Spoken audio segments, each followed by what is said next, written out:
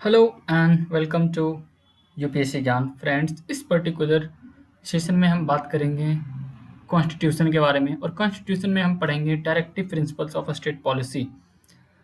तो इस particular chapter को हम 3 पार्ट में डिवाइड करके पढ़ेंगे और इस पर्टिकुलर पार्ट में हम पढ़ेंगे जो डीपीएसपी के जो स्पेशल फीचर्स हैं, उनकी विशेषताएं हैं, उनको जानेंगे कि और उनके बैकग्राउंड को जानेंगे। ये दोनों चीज़ें इस पार्ट में जानेंगे एंड लेट्स गेट स्टार्टेड। तो सबसे पहले हम बात करते हैं डीपीएसपी के बैकग्राउंड के बारे में। डीपीएसपी का मतलब हिंदी अर्थ होता है इसका राज्य के नीति निदेशक तत्व। तो इसके बैकग्राउंड के बारे में सबसे पहले बात करते हैं कि ये हमारे संविधान में आया कहाँ से।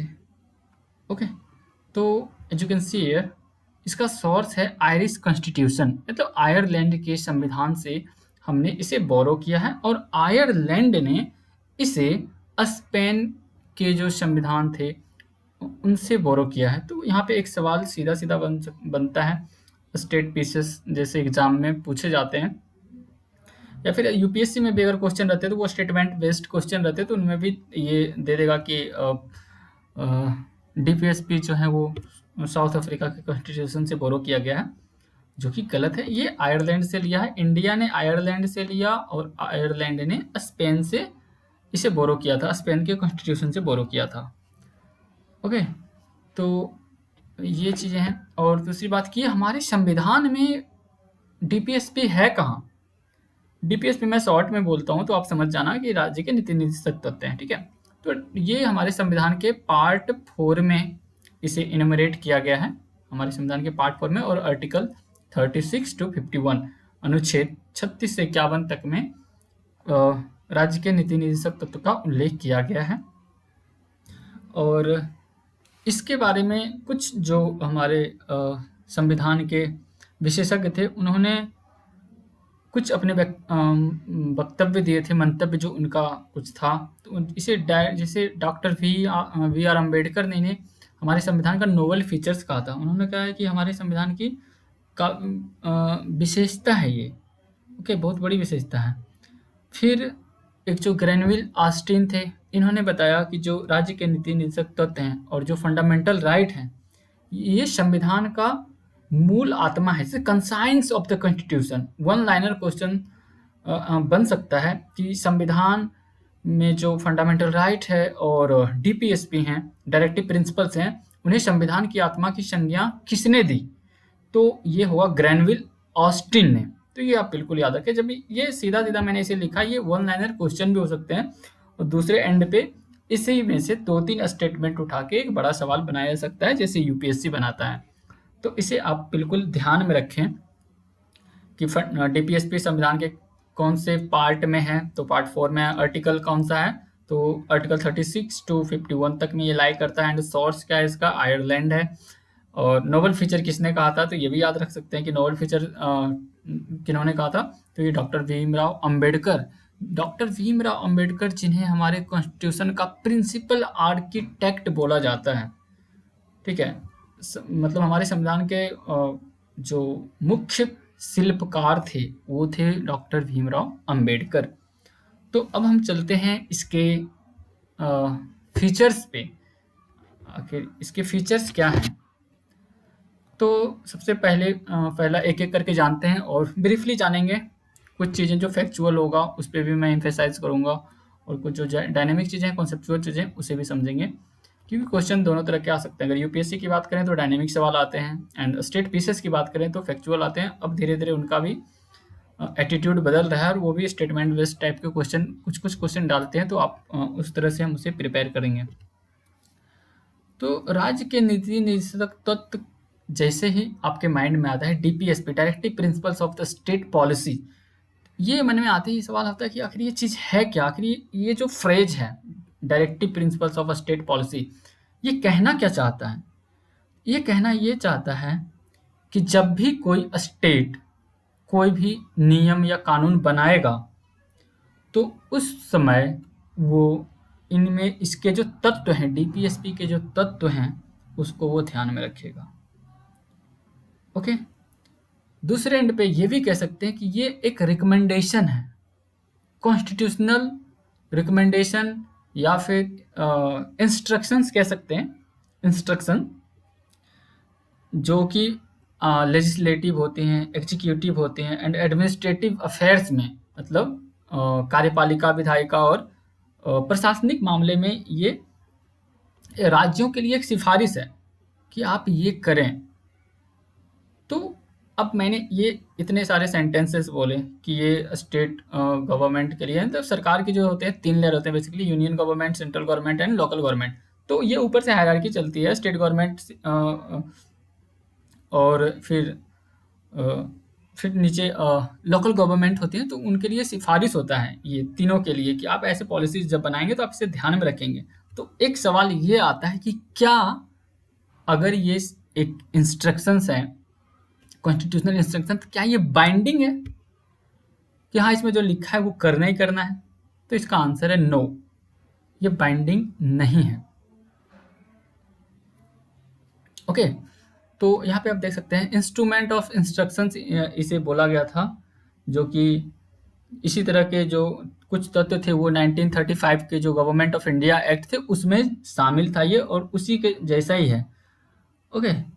तो इसी को, ये जो था इंस्ट्रूमेंट ऑफ इंस्ट्रक्शन, तो उस समय जब ब्रिटिश का राज था तो उस समय ये इसी अधिनियम के अंतर्गत जो सरकार होते थे, उनके जो गवर्नर होते थे, गवर्नर जनरल, और जो उस समय भारत में और भी जो गवर्नर होते थे उनके लिए ये जारी किया जाता था इंस्ट्रक्शंस। ओके। तो इसमें अब बात है कि उस समय जो था वो गवर्नर जनरल और गवर्नर जो होते थे कॉलोनीज के, उनके लिए था। तो क्या, और उस समय जो ये था और अभी जो है हमारे कॉन्स्टिट्यूशन में, इसके बीच में डिफरेंस क्या है? तो इसमें केवल एक डिफरेंस ये है कि जो डीपीएसपीज हैं, डायरेक्टिव प्रिंसिपल्स हैं, ये विधायिका और कार्यपालिका के लिए अनुदेश है। ठीक है। तो इसीलिए इसको नीति निर्देशक तत्व कहते हैं, और कुछ नहीं। उसमें गवर्नर था, लेकिन अभी इसमें गवर्नर का कोई ऐसा कोई रोल है नहीं। फिर अंदर DPSP constitute a very comprehensive economic, social and political program for a modern democratic state। हमारा देश डेमोक्रेसी है, डेमोक्रेटिक कंट्री है। ठीक है।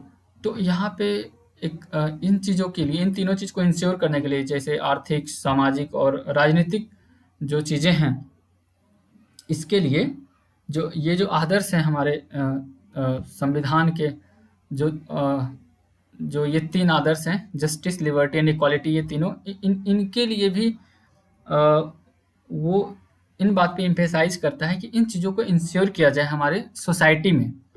ठीक है। They aim at realising the high ideals of justice, liberty, equality and fraternity. ये चारों हैं, सॉरी 4 हैं। ठीक है। तो इस जो कि हमारी ये चीज़ें, जब आप कॉन्स्टिट्यूशन का प्रियम्बल पढ़ेंगे तो वहाँ पे भी ये सारी चीज़ें मिलेंगी आपको, ये सब word, justice, liberty, equality and fraternity. ठीक है। तो इन सबको मिला करके वो करना क्या था, इनका लक्ष्य ये था कि एक वेलफेयर स्टेट, जो कि वेलफेयर स्टेट मतलब कल्याणकारी राज्य की स्थापना करने की बात की गई थी। ठीक है। तो इनका ये मूल उद्देश्य जो था यही था कि कल्याणकारी राज्य की स्थापना हो, समाज में जस्टिस, लिबर्टी, इक्वालिटी, फ्रेटर्निटी, न्याय, स्वतंत्रता, समानता और बंधुत्व को एक साथ बांध के रखना। ठीक है। तभी तो इंक्लूसिव डेवलपमेंट, समावेशी विकास होंगे। ओके।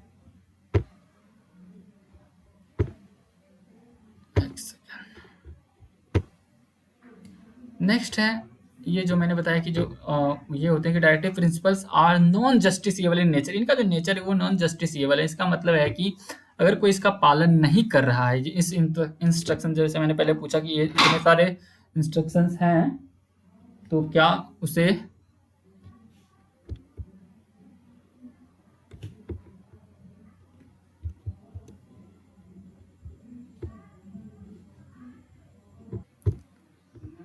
तो ये जो है डायरेक्टिव प्रिंसिपल, ये इसका अगर इन्फ्रिंजमेंट होता है, क्या उल्लंघन होता है, तो ये इसके लिए आप डायरेक्ट कोर्ट नहीं जा सकते कि हाँ डीपीएसपी का उल्लंघन हो गया है।